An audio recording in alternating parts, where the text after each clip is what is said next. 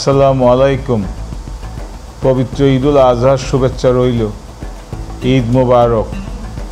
প্রতি বছরের নিয়েই এবারও আমাদের মাঝে আনন্দময় ঈদুল আজহা এসেছেন।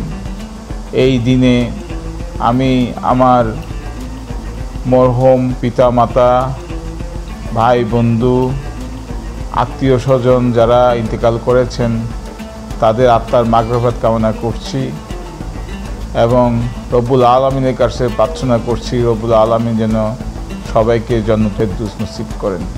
বিগত স্বৈরাচার বিরোধী আন্দোলনে জাতীয়তাবাদী দলসহ যে সমস্ত দলের ব্যক্তিবর্গরা শহীদ হয়েছেন, নিহত হয়েছেন এবং ইন্তেকাল করেছেন, আমি সকলের আত্মার মাগফিরাত কামনা করি।